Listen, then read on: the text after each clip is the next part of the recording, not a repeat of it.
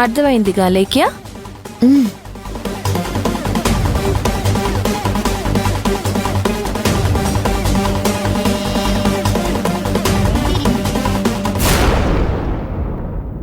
ఇవి ఒక 20 కేజీలు. ఇవి ఇవి భూమి, నీ అదృష్టమే అదృష్టం. హోటల్ మేము చూసుకుంటామని ఇలా ఛాలెంజ్ చేసావో లేదో, అలా ఒక పెద్ద ఆర్డర్ వచ్చింది. 1500 మందికి భోజనాలు చేయాలంట.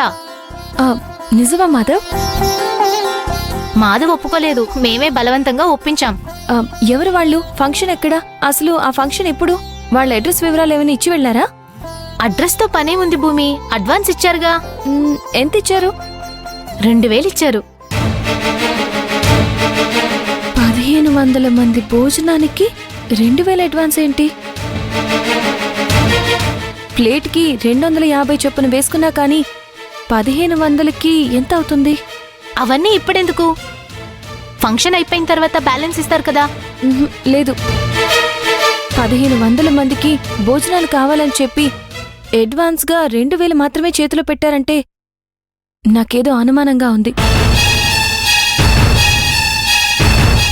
మాధవ, నేను చెప్పే వరకు ఈ ఆర్డర్ కోసం వంట చెయ్యొద్దు. ఎక్కడివి అక్కడే ఆపేయండి.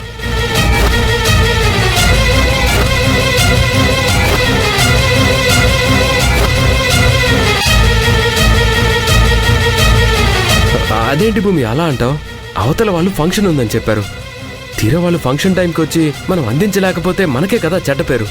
వాళ్ళిచ్చిన 2000 కోసం ₹1,00,000 ఖర్చు పెట్టి నువ్వు ఈ వంటలన్నీ చేస్తే తీరా వాళ్ళు రాకపోతే మనకొచ్చే నష్టం ఎంత?